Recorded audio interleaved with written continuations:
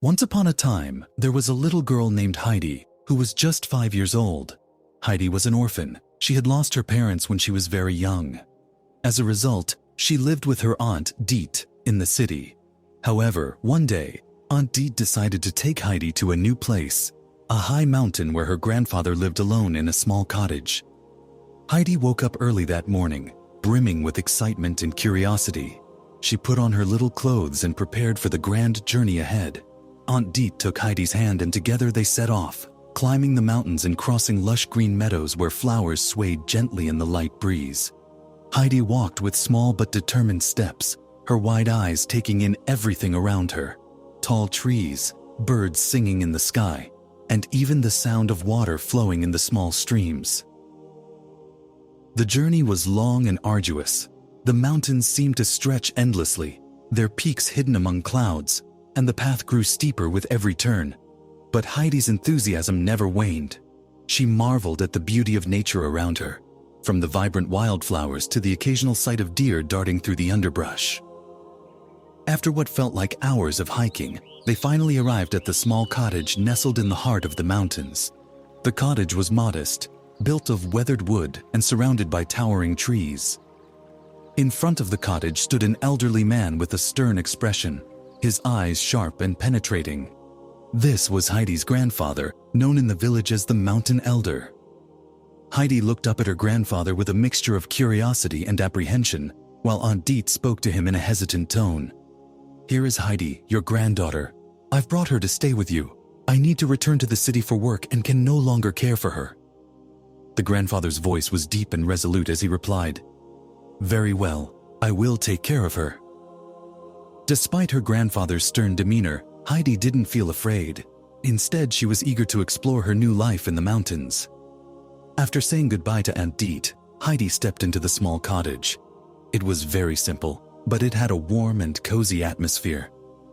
The grandfather led Heidi to the attic, where he had prepared a special bed for her. The bed was made of soft straw, covered with a plain but clean blanket. When Heidi saw her new bed, she beamed with delight and exclaimed, "What a lovely bed! This is the best place I've ever slept." That night, Heidi fell asleep peacefully in her new bed, while the stars twinkled in the clear sky outside the attic window. The air outside was chilly, but Heidi felt warm and safe inside the cottage. Her grandfather, observing her peaceful slumber, realized that having Heidi in his life might be the best thing that had happened to him in many years. The relationship between Heidi and her grandfather grew stronger with each passing day. The once stern old man began to soften, his eyes twinkling with warmth whenever he looked at Heidi. They shared stories, laughed together, and found comfort in each other's company. Thus, the first day of Heidi's life in the mountains marked the beginning of a new chapter filled with wonder and discovery. Her journey had just started, and it promised to be an enchanting adventure in the embrace of nature and the love of family. The movie starts with the family, the father and his two daughters, Satsuki and Mei, moving to the Japanese countryside. They're driving a small car packed with their belongings, and the two girls are filled with excitement about their new home. The father parks the car and the girls start running through the green fields and dirt roads, eager to explore. Everything seems new and magical, almost like the countryside is a different world. When they arrive at their new house, it's old and slightly worn down, with creaky wooden floors and faded walls, but it feels full of life in a strange way. The girls immediately start exploring the house with curiosity. Mei climbs the stairs and opens one door after another, with Satsuki trailing behind, trying to keep up. Suddenly, they come across little black creatures almost like soot but alive. These are soot sprite, and the girls don't get scared. Instead, they laugh and chase them around. The father stands in the backyards proudly looking at the house, telling the girls that it's an old home that's been around for a long time, and it has a special charm, almost as if it has a spirit of its own. A couple of days pass, and the girls begin adjusting to their new routine. They go to school and enjoy the peaceful, beautiful countryside. But their mother is still sick and staying at a hospital far away. The family moved here to be closer to her since her health is fragile. One day, Mei, the younger sister, is playing outside and suddenly sees something strange under the trees, a small, translucent rabbit-like creature. She rubs her eyes to make sure she isn't dreaming. The little creature runs off and Mei decides to follow it, full of curiosity. The creature leads her through thick trees until she reaches a massive, ancient tree with small cave-like openings near its roots. She crawls inside the tree and, deep within, she finds a giant sleeping creature. It looks strange, huge and fuzzy, with a bear-like shape but with a big soft face and small sleepy eyes.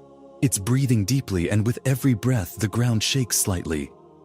Mei climbs onto its belly and tries to wake it up, calling it Totoro. She just made up the name on the spot. The big creature slowly opens its eyes and looks at her as if she's a tiny insect. Its features seem a bit intimidating at first, but it stays calm and friendly. This encounter is magical and bizarre for Mei.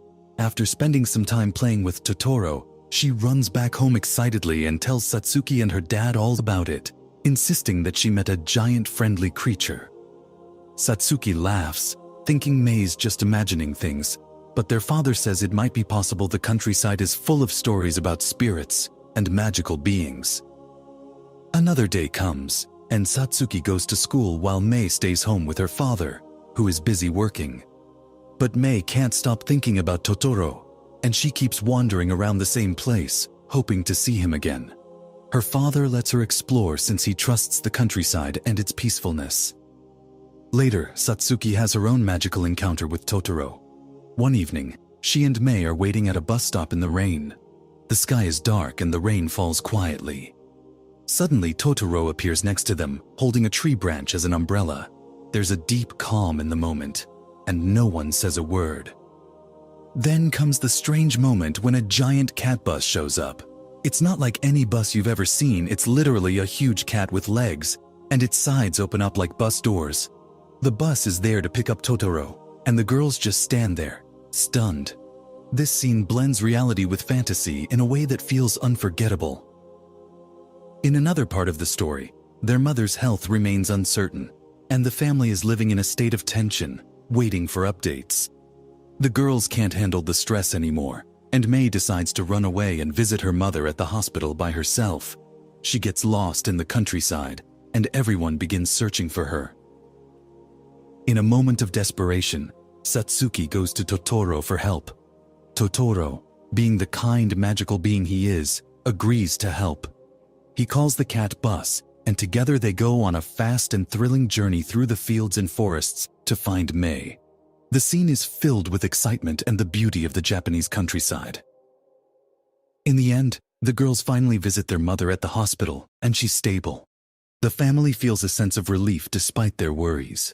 Totoro and his magical friends are seen in the background, quietly watching over the family, almost like protectors, as the film ends with a warm, comforting feeling. Our movie today starts with a girl named Chihiro, who, along with her family, is moving to a new house. They are leaving their old home, and Chihiro appears very sad about leaving it. Despite her family's reassurance that she will be happy in her new school, Chihiro tells them she loved her old school. On their way, the father, who is driving, decides to take a shortcut, and they end up at an abandoned building. The father decides to explore it, and Chihiro and her family hear the sound of a train coming from the building. When they leave the building, they find themselves in a strange place where everything is covered in green grass. The father explains that these are old abandoned buildings from the 1990s, and this must be an old, deserted park, especially after the economic downturn and the migration of residents. At that moment, Chihiro hears a strange noise from the building and tells her mother that the building makes a frightening sound. Her mother dismisses it as the sound of the wind, not the building. The father then smells a delicious aroma and suggests they follow it to see if there is somewhere they can eat, thinking it might still be in business. They arrive at a market that smells of food, but it is deserted, and only they are there. The parents start eating from the food available in the market, but Chihiro refuses to eat and tries to convince them to leave and return to the car. When Chihiro notices that her parents are not paying attention to her, she goes out to explore the strange place.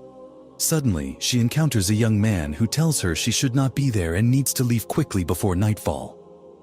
The young man then warns her about the building, saying that it is filled with spirits and that she must leave before the spirits find her.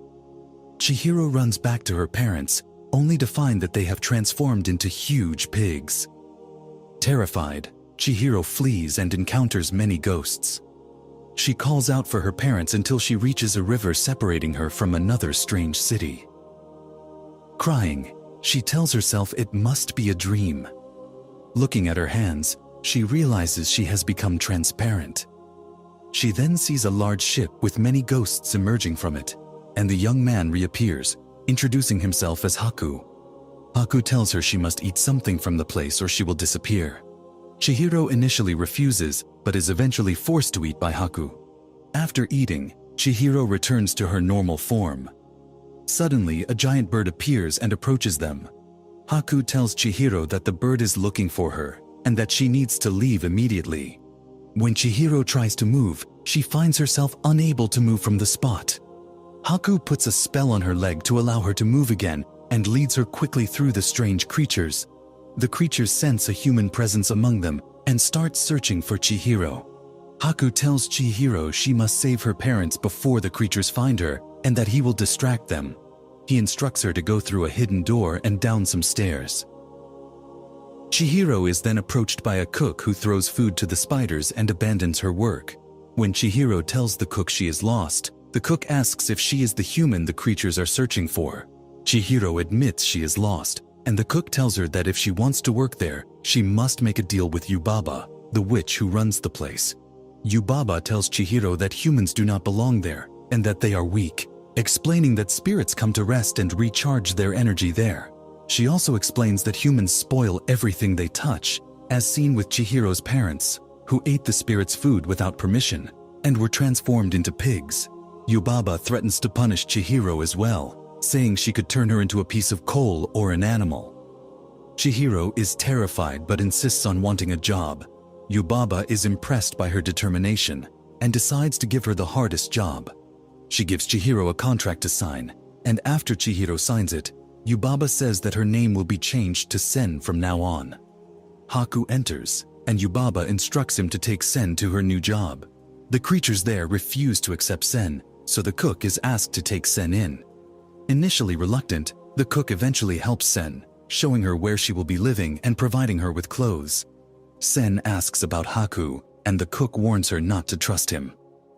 Later, Sen wakes up to find herself alone and quickly gets dressed to go to the bridge, as instructed by a voice she heard. She finds a ghostly figure and then Haku, who leads her to a barn filled with pigs. There, Haku shows her her parents and explains that they are asleep because they ate too much.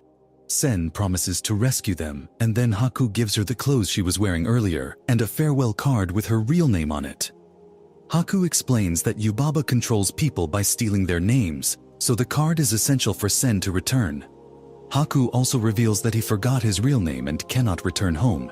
He gives Sen food and tells her it will restore her strength. Sen begins her work, and a ghostly figure follows her. The figure helps her by giving her a cleansing card for a task she needs to complete. However, Sen forgets to pull a lever, causing a flood in the bathroom. She manages to clean a particularly filthy spirit, which turns out to be very wealthy, and Yubaba praises her work. That night, Sen learns that Haku often disappears, and rumors say he is involved in dark tasks for Yubaba. The next day, Sen visits the barn with gifts from the spirit of the river and looks for her parents to give them the gifts. Suddenly, she wakes up to find it was a dream. When she looks around, she finds that the place has turned into a sea of rainwater. Sen runs and finds the cook, who tells her that everyone is working with the wealthy spirit. Sen is uninterested in the wealth and focuses on finding Haku. She spots a dragon-like creature and realizes it is Haku, who is bleeding. She tries to save him before he dies from the bleeding. The spirit of wealth tries to bribe her, but Sen refuses the gold and continues to help Haku. Sen learns that the spirit of wealth is actually a monster named No-Face, who has consumed 3 employees so far. Sen helps Haku recover and learns from Kamaji, the boiler man, that Haku's situation is similar to hers. Kamaji warns Sen of the dangers involved and gives her a ticket to the train station. Sen decides to solve the monster's problem first. She finds No Face and learns that it can grant any wish, but she asks it to leave and return to its home instead. No Face, having been given a gift, leaves and transforms back into a spirit. Sen then heads to the train station, accompanied by No Face, and meets Yubaba's sister. Sen returns Yubaba's stolen magical seal and learns that the spell controlling Haku was broken not by the gift from the river spirit, but by the power of love. Yubaba's sister tells Sen she is the only one who can save Haku and her parents, but must remember something important about them. Sen recalls a time when she almost drowned but was saved by the river. The river's name resembles Haku's true name. Sen successfully identifies Haku's real name and breaks the spell, freeing her parents. Chihiro and her family leave the enchanted place and return to their world, and Chihiro continues to think of Haku as they depart.